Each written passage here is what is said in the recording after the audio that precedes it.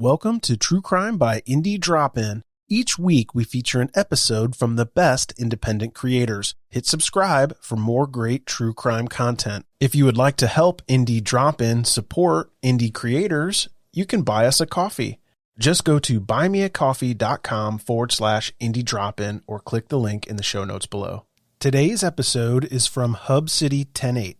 Don't forget to check out the show notes for links to subscribe and follow on social media. Enjoy the show. Begin. Welcome to Hub City 10-8, the Texas true crime podcast that features cases from the Lubbock, Texas and South Plains area. I'm your host, Kenda Martinez. Let's get the legal stuff out of the way. This podcast contains situations that may trigger some listeners that may include homicide, sexual assault, prostitution, drug use, abuse against children and the elderly, and graphic descriptions of crime scenes and the harming of animals. This podcast may contain adult language. The views and opinions in this podcast are expressly that of the podcast creators and are not meant to represent the views and opinions of any individual or law enforcement agency unless otherwise stated. Names of witnesses and minor players to the story may have been changed to protect their identity and privacy. Thank you so much for joining us. Welcome to our first full episode. Today we're covering the case of Minnie Elkins, a 93-year-old great-grandmother who was murdered in her sleep in 1989. Minnie's murder was solved by decades-old DNA evidence that, thanks to the advances of science and technology, the Lubbock, Texas Police Department was finally able to bring her killer to trial and conviction 23 years later. Minnie Eliza Stratton Elkins was born in 1895, and she was a well-liked member of the Overton community in Lubbock, where she lived at 1916 6th Street. Everyone thought of her as Grandma. While researching this case, I saw several pictures of her, and she looked like just a kind soul, and she was incredibly beautiful in her younger years. Minnie's husband, Elmer, had passed away March 23, 1957. Minnie was a farm wife who moved when her husband passed away. She did not drive, and one of her granddaughters would take her wherever she needed to go. She was a very meticulous housekeeper and kept a very tidy home. She was described as quiet, friendly, and kept to herself. Her neighbors referred to her as sprightly, and she was often seen out working in her yard and flower beds. Minnie's daughter lived in a community outside of Lubbock and would come to town to have lunch with her mother once a week. Minnie was last seen alive Wednesday, June 28, 1989. She had had lunch with her daughter earlier that day. After family members had been unable to reach Minnie by phone, her daughter Gladys came to Lubbock to check on her mother. Gladys discovered her mother's almost nude body lying in the bed. The body showed signs of a severe beating to her face and head, with blood pooled underneath her and blood splatter on the wall at the head of the bed. Minnie's body was nude except for her calf-length hosiery on her feet. Her nightgown was off of her body, lying mostly underneath her with her left arm still through the sleeve. When law enforcement arrived at the scene, they discovered signs of forced entry at the back door, which stood open, and the screen door had been cut.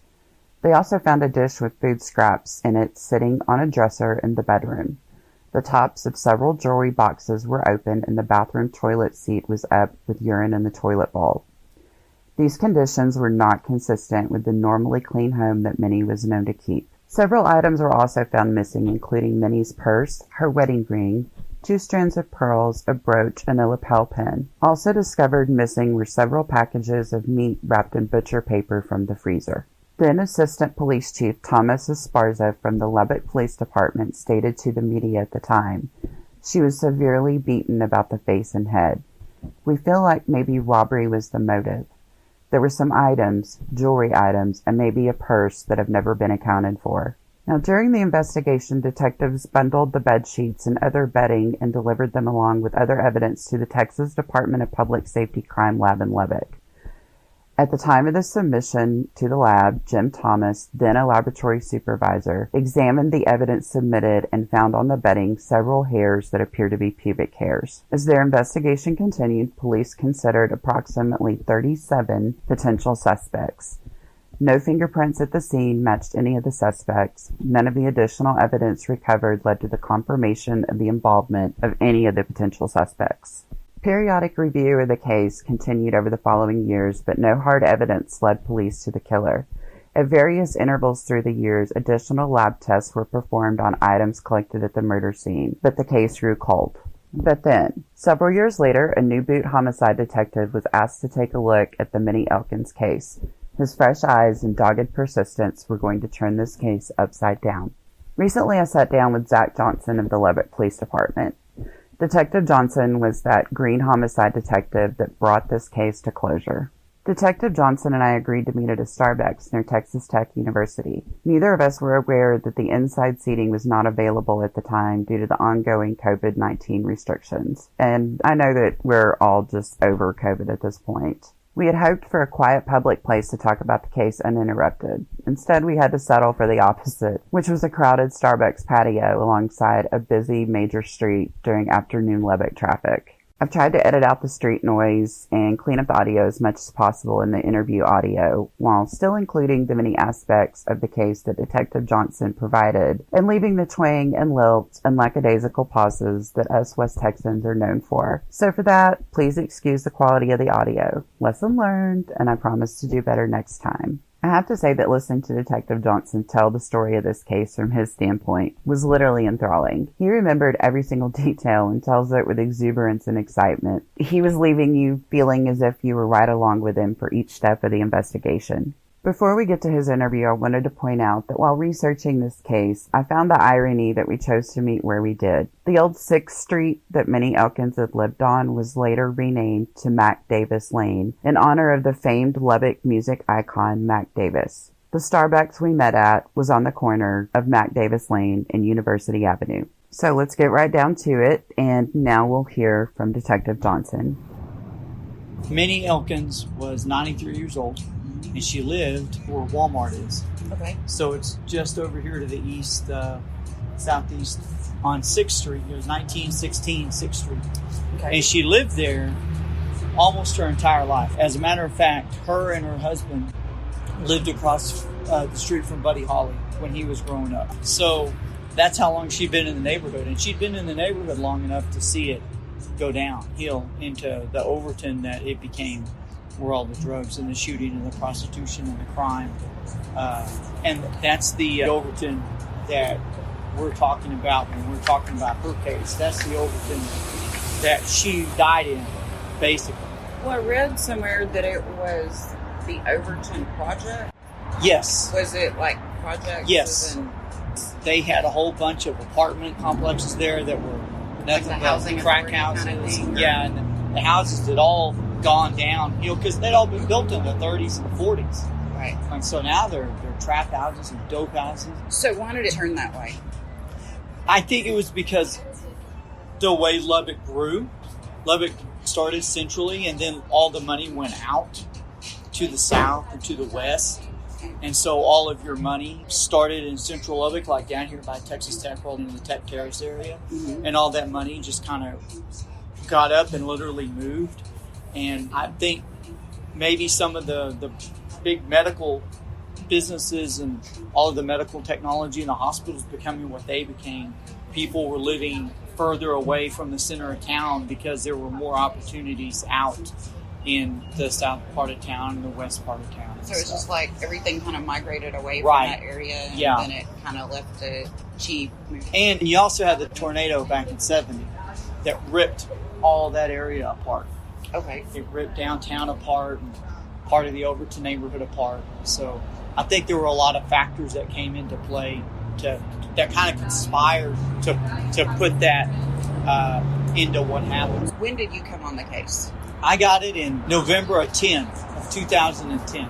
And it was pretty cold. Yes, it was ice cold when I got it. So what did you think whenever you looked at it? What was the first thing that you thought? Well, I thought it was pretty horrendous because she was 93. She'd been beaten to death in her bed, and it was a capital murder. The man that had committed the murder had stolen from her house. He stole hot dogs, and it was a burglary and a murder. Hot dogs? Hot dogs and meat. Yeah, it was meat and hot dogs in a refrigerator. And he also ate her dinner that she had left out on the table. So, did you ever seen anything like that whenever you got that case? Not as a case, no, because this was the first murder I'd ever worked. Up until then, I was working on fraud cases and property crime cases. I had put in for homicide and got accepted, and then a couple of days later, they called me into the sergeant's office and said, "Here, Dak, we want you to look at this case. It's pretty cold. Check it out. There's no pressure because it's cold." And I was like, "Okay." And they're like, "Read it." See what you think about it. If there's anything that you think that you can do, take off with it. Let us know. Keep us in the loop, you know. I was like, okay, cool. So what was the first thing that stood out to you? The crime scene, the photos really stood out to me because she'd been beaten so brutally. You really hadn't seen anything like that? No, not in my police career. How long had you been? That time I'd been on about 4 years. So you're still a little green. Oh yeah, pretty green. But not fresh out of the academy. Right. Take me through, you get the case file, kind of walk me through what happened. So it was a pretty extensive case file because it was so old. Right. And they had been working it as leads would come in or as new detectives would get it, they'd do some work on it, but it would always run into a dead end, you know, just because there was nothing there to run with. So I went through the entire case and read it from cover to cover because I knew I didn't want to read it and then stop and say, okay, I want to look at this. I wanted to read the whole thing so I could have an objective view on it and hopefully make some good investigation decisions on it. So I read the whole thing, and then I went over all of the crime scene photos. And then I talked to some guys about the case that had worked on it before me and got their opinions on it, what they were thinking when they had it, what was their train of thought, where did they think this thing was leading to. And what did they think? Well, what did they think and what did you think? There was, in the very beginning, the guys had dealt with a suspect admitted to the murder, but he was mentally challenged. He was somebody from the neighborhood. He was in the neighborhood. He was well known in the Overton neighborhood as being mentally challenged and being out there, so to speak. And when they made first contact with him, he was dragging a dead dog behind him on a leash. So they were like, holy crap, you know, what is this guy's deal? So they interviewed him and talked to him at length, and they figured out, well, this guy has no knowledge of this crime. Did he just say that old lady? He did. He was, I killed the old lady. Well, how'd you do it? Well, I stabbed her. And they knew that she had not been stabbed. And, well, I broke in. Why'd you break in? Because she owed me money. Well, you know, a 93-year-old doesn't owe people money. So that lead kind of fizzled out pretty quickly. After that, there was a statement that had been taken during the original canvass from a lady that lived in the apartments that were right across the alley from Minnie's house. Okay. She said that on the night of the murder, she'd actually seen some of her family members exiting the house. Her family members or Minnie's family members? The ladies, the witness. I saw this man, one of my family members that I'm deathly afraid of because he doesn't care and he'll do anything to anybody. He does not care. And he was coming out of the house and he was covered in blood. He had blood on his pants. He was carrying a crowbar and it was covered in blood. And the next thing that I know is they're inviting me over to have dinner. And that made no sense to me because earlier in the day they were coming over to my house asking for money because they couldn't eat. And now they're inviting me for dinner and they have this food. They got food. And so she gives this pretty compelling statement, but she refused to sign the thing. And she told the investigator who took the statement at the time, if you're able to get him on this case, I'll sign it for you. Mm-hmm. As long as I know that I'm not in any danger. But as far right now, I'm not signing this. So that was pretty compelling to me because a lot of the stuff that she had said matched the crime scene and matched facts about the case. So I went and I talked to the investigator that took that report, that worked the case and actually worked that lead. And he was like, yeah, he said, this is what we did. We followed up on that lead. We interviewed a couple of other guys that were supposed to have been with him that night. And they wouldn't come out and say that they did it, but they broke down and they were crying and they were right on the precipice of giving a confession and we just couldn't get it. So if there's anything that lead is good, you can do something with that. In 1995, investigators obtained a statement from a neighbor of Minnie's that I'm going to refer to as Mrs. Jacobson. Her statements implicated a neighbor and relative of hers that I will refer to as Travis. She has also mentioned Travis's friend that I will refer to as Kenneth being possibly involved. Also, Minnie's neighbors had reported hearing and seeing something out of the ordinary in their neighborhood the night of Minnie's murder. According to Assistant Chief Esparza, 2 individuals, both black males, wearing dark clothing that were seen in the area about the time the homicide occurred. Police, however, were never able to find these two men. The phrase black men is a direct media quote and not intended to be culturally insensitive. Was this the two black guys that scaled the fence, or is this a whole other? No, this is a whole other lead. So I looked at that and read the statement. I was like, man, that is pretty compelling. And I started looking at the guys that had been identified through that lead. I pulled all their criminal histories. Noticed that one was in penitentiary. The other one was out in Lubbock walking around, and they did have violent criminal histories. So there was something I could get a hold of there. There wasn't anything to take to the bank yet, but there was something there that was intriguing about that. So I figured, well, I need to follow up on this. I need to do something. So the decision was made that I would go to the penitentiary and talk to one of the guys who was in penitentiary. Was in TDC? He was in TDC.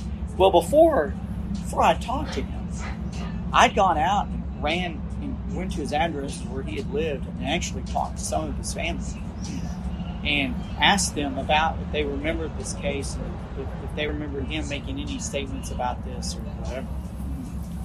And they said, no, we don't remember the case. We don't really remember. We don't think that he would have done something because he wasn't exceptionally violent. He just liked to go in and breaking into people's homes and stealing. But he did hang around with some really violent people. And we tried to get him not to do that. He would listen to us. He was always doing stupid shit like that. And he was hooked on heroin at the time. So that played into a lot of his decision making.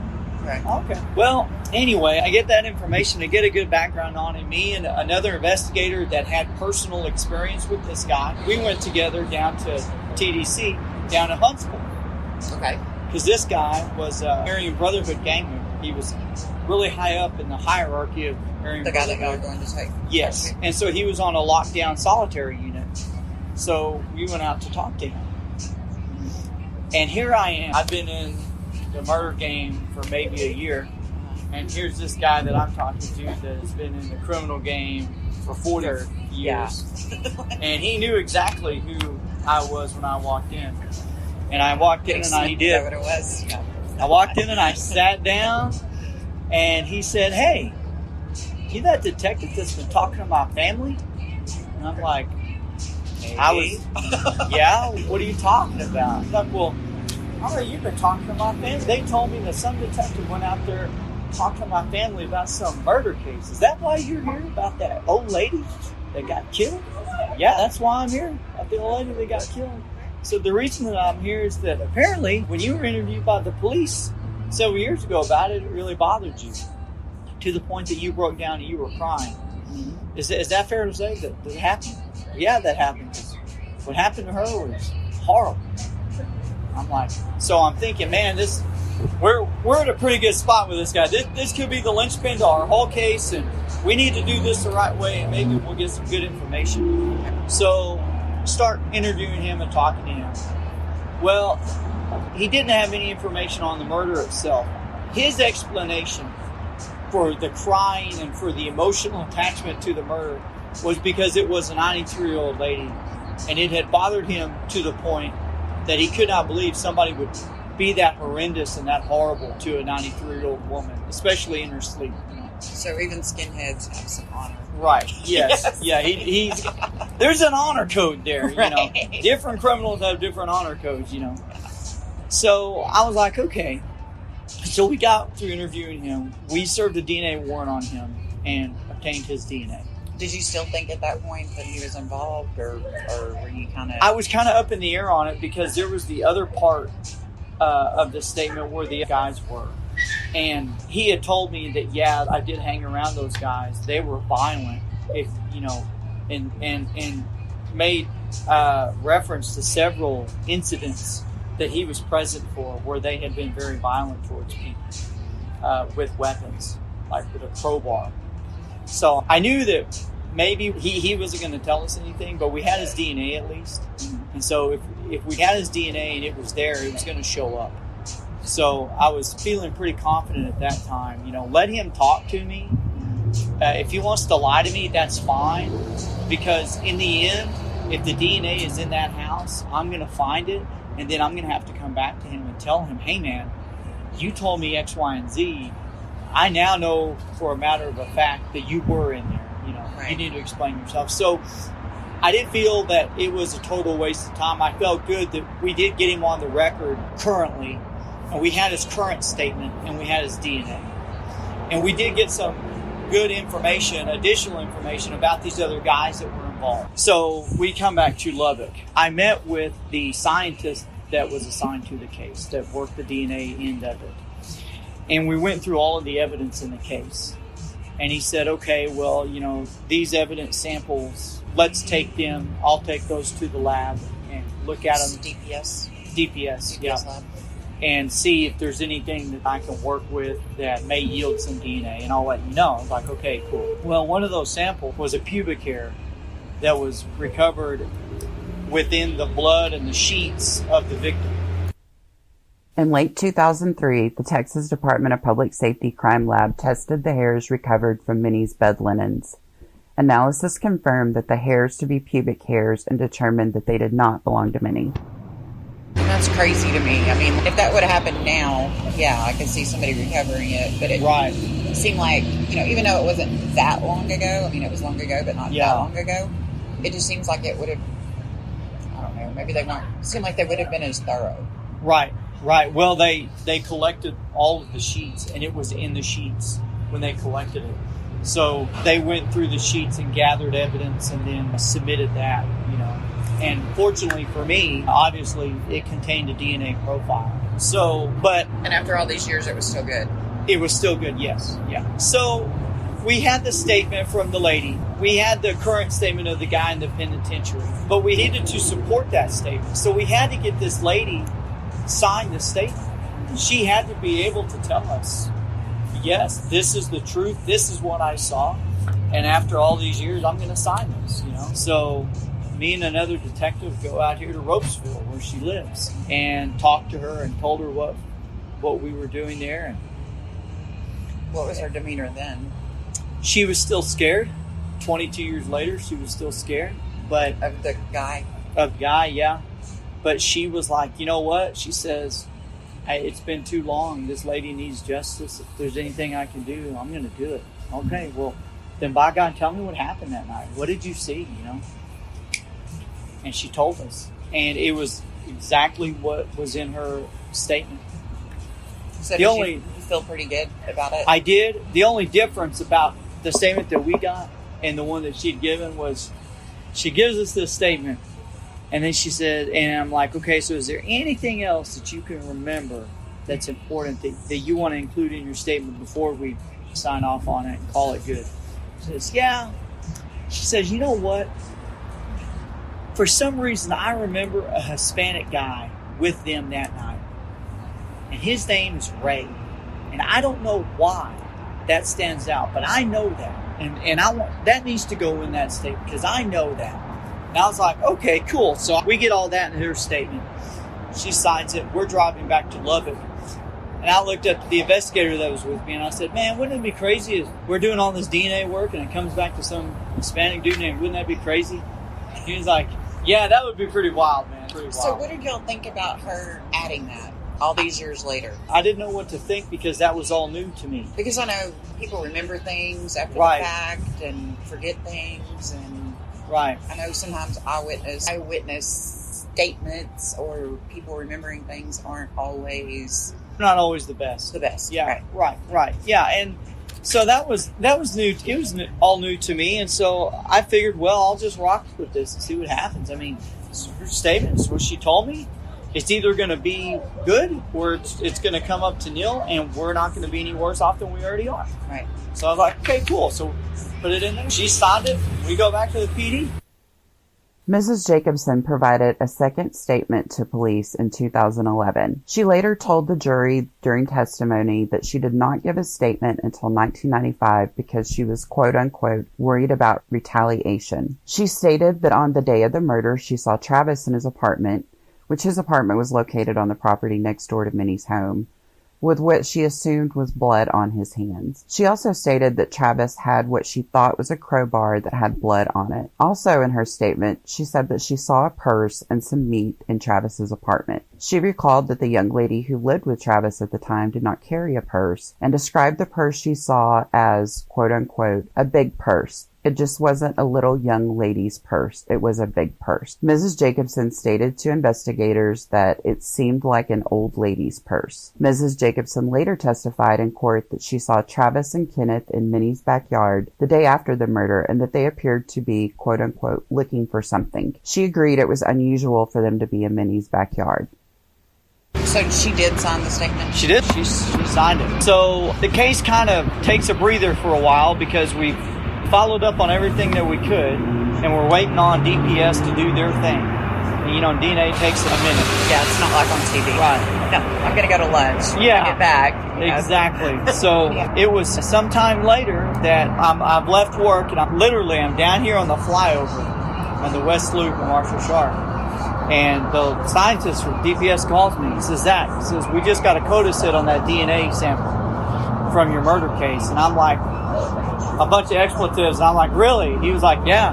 Well, who the... Did you think it was going to be an AV guy? Or... I didn't know who it was. He said it came out of California. So when he told me it came out of California, I knew it wasn't our dude in penitentiary. I'm like, well, who is it? He's like, well, his name is Reynaldo Ray. And I didn't know what to say. I was blown away because it all just kind of came down all at once and kind of hit me all at one time. And you're thinking, what the hell? In April 2011, the DPS lab generated DNA from a profile from several items, including the pubic hair that had been previously submitted into evidence. You know, this cannot be happening, but it is happening. I mean, this is real. So I was like, and you got it out of California? He was like, yeah. He said, apparently he's in California. He did something where they took his DNA and they uploaded it and it hit. So do they do it like whenever you get arrested or you go to prison, like here, they do a DNA? Oh, no, they're a little bit more liberal in California, believe it or not. You get picked up on any felony, you get DNA. Oh, wow. Okay. Yeah, they buccal swab you, anything. If in Texas, you get picked up on a felony warrant, it doesn't matter. They're not going to take your DNA. Right. We only get DNA pursuant to a search warrant. Whereas in California, it's pursuant to processing. Wow. Yeah. Oh, yeah. Wouldn't that be great if... You know, right. So we start running... I called Doug Sutton, who was the chief of investigations at the Lubbock Sheriff's Office, because he'd been the one that had been working the lead on our guy in prison. Okay. When he had the case. So I had been staying in touch with him about what we'd been learning. And so I called him and I said, hey, Doug, I know who did this. I know who killed Minnie Elkins. He was like, well, who is it? And I tell him, it's this cat named Ronaldo Ray, man.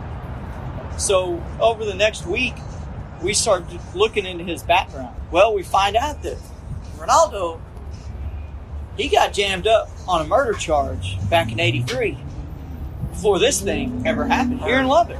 Damn sure did. Down over here at the South Plains Hotel over at 4th and Q. And he committed a murder over there, or he was alleged to have committed a murder. And long story short, he got away with that one. But why, you know? Yeah, because he had an attorney that had him plead to a different charge. Gotcha. And the witness in that case that was the linchpin for the case moved out of the state because she was scared. And the prosecution couldn't locate her. And so between that and the defense attorney, they dropped the entire case. So he just got lucky. He got very lucky. Damn straight. So did this name mean anything to y'all? I mean, did y'all... No. Did you know whether investigators or anybody knew who this wasn't on the radar, period? No. He was brand new to the investigation. And we found out why is because when we ran his background and we ran his criminal history, we found out that he'd been arrested a week later down the block on a vehicle burglary charge, which was a felony at that time. Right. In 1989. It was a felony. So he got popped on a felony charge, got arrested, and he went to county jail and ended up going to the penitentiary.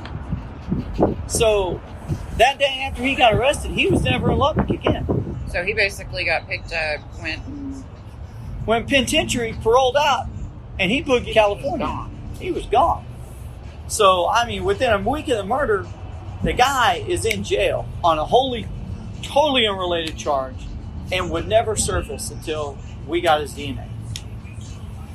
So, of course, we briefed the chain of command. We've got to go to California, and we've got to interview this guy, and we've got to get his DNA. Did you have the support of your chain of command? Yes. Everybody was like, go do this. Yes. Wasn't any pushback? Or...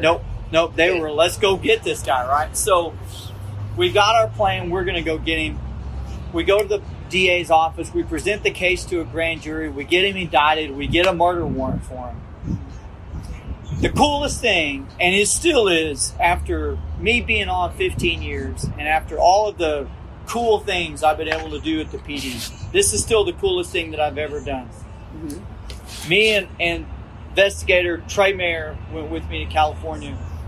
We went over to Minnie Elkins' daughter's house. Uh-huh. We found her. We went over there and we knocked on the door. Did she live here? She lived here in Lubbock. Well, her son was staying with her, taking care of her. He answers the door. I said, yes, sir. I'm Detective Johnson with the Lubbock Police Department. I need to know if Gladys Cox is here. And he was like, well, yeah, what do you want? And I'm like, well, sir, I have a warrant here for the arrest of a man named Ronaldo Ray for the murder of her mother. And that guy was just like, oh my God. He's like, please come in. Please come in. Yeah, I'm so sorry. Please come in. We're like, I understand. No worries. So we walk in and he's like, Mom, these guys are from the police department and they've got some exciting news to give you. Did she know what it was before? She had no clue. And so we told her. I said, Ms. Cox, this here is a piece of paper. And she's elderly. And she's very elderly, yeah. And I said, this piece of paper right here is the warrant that I'm going to go arrest the man that killed your mother. Because Gladys had found her. She made the discovery of the body and called the police. Horrible. Right. So we sat and we tell her this odyssey that we've been on. About what we did and all of these things that we did to get us to that point. So that was the coolest thing I've ever done. As a cop, that was the coolest thing. A warrant was issued for Ronaldo Ray, who had not been a suspect up until now. Was it gratifying? Yes. Satisfying? Yeah, it was really neat. It was really cool. So we have the warrant in hand, we jump on a plane, and we fly out to California. And this guy's clueless. Oh, he has no idea. I mean, he's out in California, fat, dumb, and happy. Has no idea. According to him, he got away with murder. And no one knows the wiser. Again, exactly. So we meet with the investigators at Madeira, California, where this guy lives. And they're like, we'll go and we'll tell him some bogus story about a warrant that we've got on him and bring him down to the police department, and then you guys can talk to him. So he wasn't in prison or anything like that? He was living free? And he was taking care of his mom. Living his best life. Damn right. So we go out there with them, and we kind of hang back while their arrest guys go, and they had some SWAT guys that went with them. And they confronted him at the house.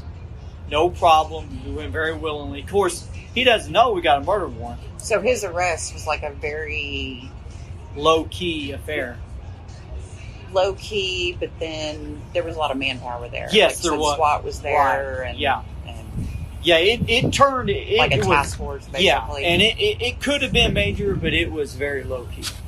So we bring him into the PD. Trey and I start talking. Ray was arrested in early May 2011 in Madera, California, a city 20 miles north of Fresno, where he had been living. Through additional investigation, police learned that Ray had lived 2 blocks from Minnie's home at the time of her death. What's his demeanor? He's very calm, very quiet, very quiet. Unbothered? No big deal to him. This is no walk in the park to him. Of course, he doesn't know why we're there.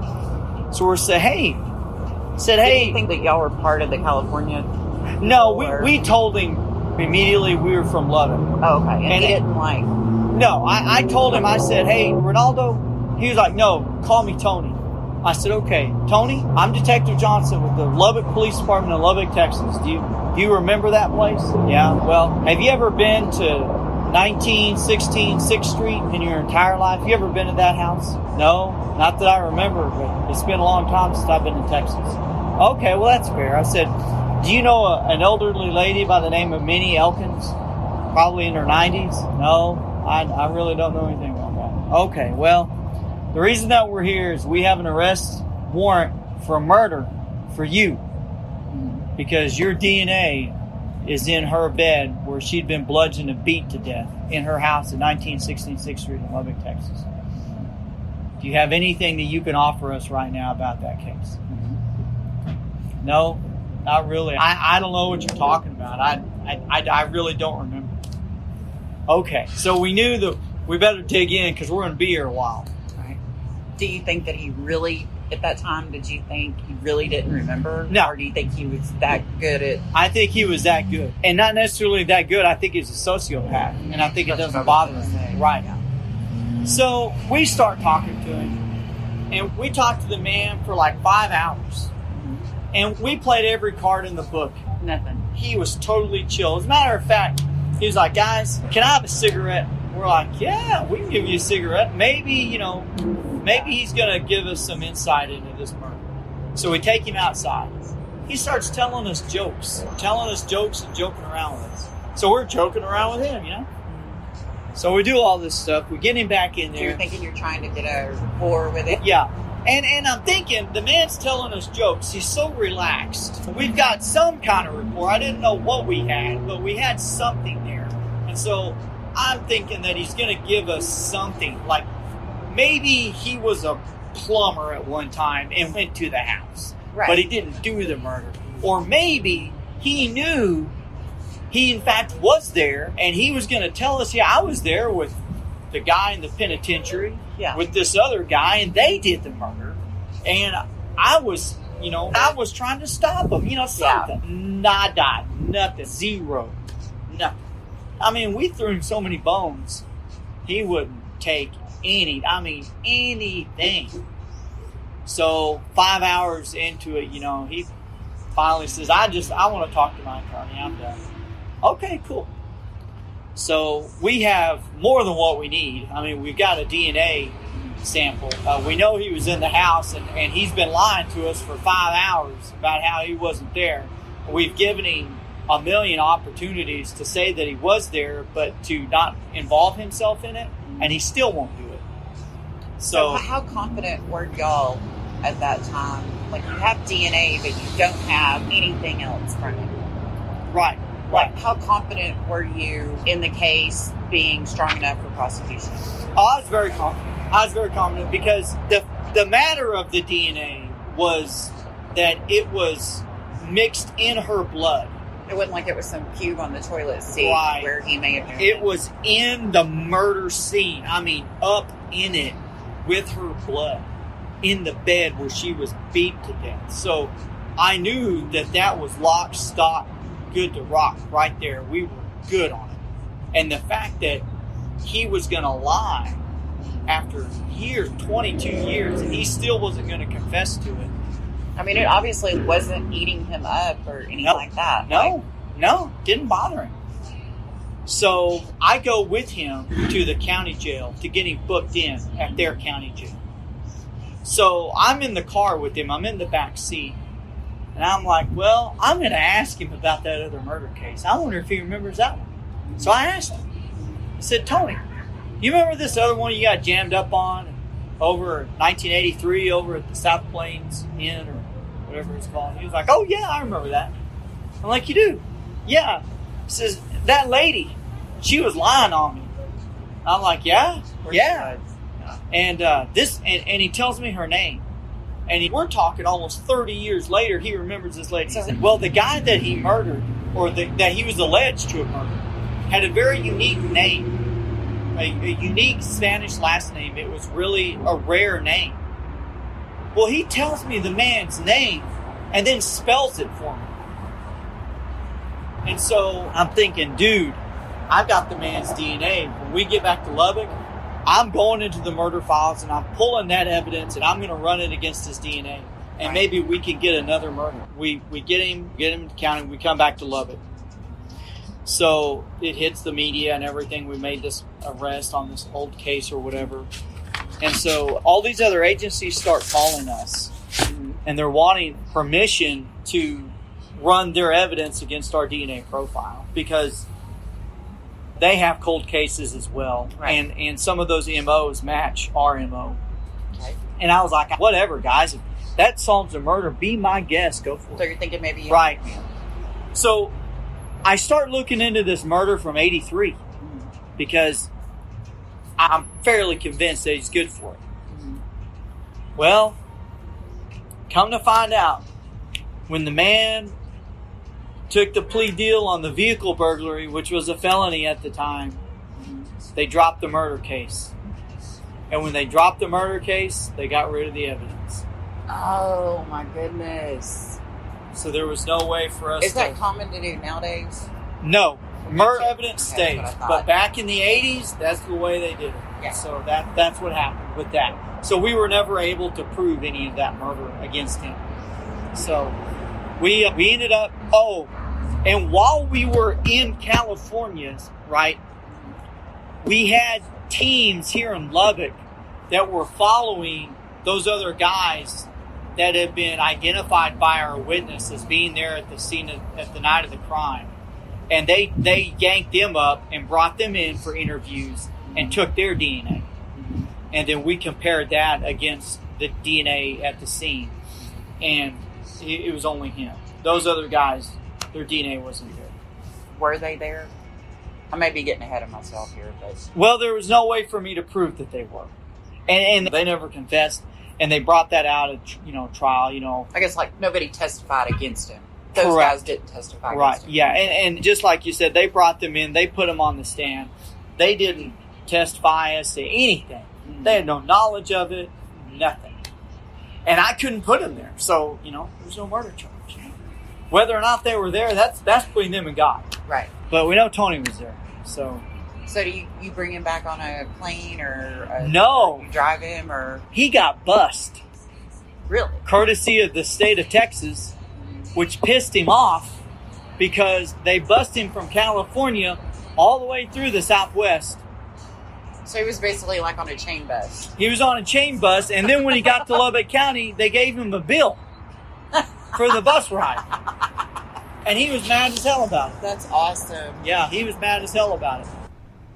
Ray was indicted in July 2012 for capital murder, the state accusing him of, quote-unquote, intentionally or knowingly causing the death of Minnie Elkins on or about June 28, 1989, by striking her with a hard object unknown to the grand jury during the course of committing burglary of a habitation without the effective consent of the owner, Minnie Elkins. He pled not guilty.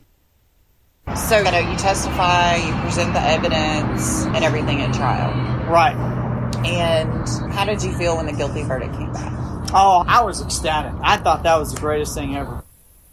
Ray did not testify at trial, but presented the testimony of Mrs. Jacobson, who testified in a manner generally consistent with her 1995 and 2011 statements. During the trial, the DNA analyst from the Texas Department of Public Safety Crime Lab testified that he compared DNA taken from 2 pubic hairs from the DNA obtained from a buccal swab of Ray's mouth taken after his arrest. The analyst told the jury that the DNA taken from both hairs was consistent with Ray's DNA. He testified that given the matches on particular points, the probability of selecting an unrelated person at random who could be a contributor to this DNA profile is approximately 1 in 29.5 billion for Caucasians, 1 in 1.941 billion for African Americans, and 1 in 551.9 million for Hispanics. Minnie, Travis, and Kenneth were excluded as contributors to this DNA profile. The analyst also testified that he found DNA material in one stain from the pillowcase from Minnie's bed, and also in a similar stain on a piece of Minnie's nightgown that was retained in evidence. He determined the DNA fit the profile of Ronaldo Ray. The analyst also testified that because the stain was from a single source profile, other potential suspects were excluded as the contributors of the DNA material found in the stains. The DNA taken from the pubic hair found in Minnie's bedding combined with that from the stains on her nightgown and bed pillow allowed the jury a strong inference that Ray was present in the bed with her. The trial testimony does not describe the sources of the DNA stains, but from their descriptions in the trial transcripts, it appears that they were not blood stains. Ray was convicted of capital murder and, as mandated by Texas law, was sentenced to life in prison in the Texas Department of Criminal Justice. Why did they only give him life? Because in 1989, the death penalty had been revoked in Texas. Oh. I looked up Ronaldo Ray's current prison inmate record and saw that he is eligible for parole in a few short years. Is the vehicle burglary, burglary of a building in Tarrant County, and then capital murder, other felony in Lubbock. He's doing a life sentence. He's going to be eligible for parole. Yeah. In 2026. Yeah, he becomes eligible for parole. Have you talked to the family or anything? How do they feel about this? They're going to be there. Good. They're going before the parole board. Good. They're going to be there. And I have every intention on going and talking to the parole board myself. I mean, I don't see why he would be released. Lubbock County Prosecutor Matt Powell said disgraced medical examiner Ralph Erdman's 1989 autopsy of Minnie Elkins wouldn't impede the Ronaldo Ray trial. Yeah. While researching the case, I discovered information about then medical examiner Ralph Erdman. I found an article which quoted Matt Powell from the district attorney's office stating that the Erdman situation would not have any bearing on the Minnie Elkins case relating to the autopsy that Erdman performed on Minnie. Briefly, what was that about? Like, what happened with the... Erdman, I think he's passed away by now. Oh, okay. But he was the medical examiner here in Lubbock County, and he would not perform complete autopsies. He would weigh things on average weights and do all kinds of stuff like 10 that. Pounds. Yeah. And then he was keeping body parts in his personal refrigerator and freezer. Okay, Jeffrey Dahmer. Yeah, so that's just a very small insight into that. There was a book that was written about that. I read it. It's a great book. I don't remember the name of that book, but it's about the trial and all the stuff surrounding Erdman and that whole big deal that happened. The Erdman misconduct is an entirely different rabbit hole that perhaps we can go down on a future episode. What, other than the pubic hair, what other DNA evidence was there? We found more of his DNA mixed in her blood. Like, she sexually assaulted? Okay. There was no rape kit done. On October 29, 2014, Ronaldo Ray filed an appeal with the Texas Court of Criminal Appeals in Amarillo. He challenged the authenticity of the DNA and contested the chain of custody on the DNA evidence collected at the crime scene. The appeals court affirmed the judgment of the trial court. I showed a copy of the appellate brief to Detective Johnson. So, on his appeal, were you... I didn't know that he did an appeal. Yeah. He did. He did. I'm assuming that they upheld the conviction. Right there. Yes, October 2014. Nobody even told me that. You're in here. I am. You know what's funny about that? What? Is I was in the witness room waiting to go testify on the Dr. Saunier case. Uh-huh. And we were on a break or something, so I'm just hanging out. His attorney sees me in there. Mm-hmm. And he was like, "Hey, Zach, what's going on?" I'm like, "Well, I'm waiting to testify in the Saunier trial." He's like, "Oh." He said, "Well," and I didn't believe him, but obviously he was telling me the truth. He was like, "Well, yeah, you know that's on appeal." And I'm like, "What's on appeal?" He's like, "Well, Tony's case, it's on appeal." And I'm like, "Really?" He was like, "Yeah, he's appealing the DNA evidence on it." I'll actually give this to you if you want it. That's interesting. This is the second case that I've had that went to the appeals court. Wow, thanks. You're welcome. And this concludes our first episode of Season 1. This was a very interesting case to dive into, and the Lubbock area has many more, which we will explore in future episodes. Information for this episode was obtained from KCBD News Channel 11, the Lubbock Avalanche Journal, KFYO News Talk, the Amarillo Globe News, the Texas Court of Criminal Appeals, the Texas Department of Criminal Justice, the Lubbock Police Department Homicide, and the in-person interview with Detective Zach Johnson. A thank you to everyone who contributed. Please join us for our next episode. Stay tuned, where we'll be 10-8 in service in Lubbock, Texas, the hub city. Thanks again for listening to True Crime by Indie Drop-In. If you would like your show featured, reach out to us at Indie Drop-In on all social media or go to indiedropin.com. See you next time.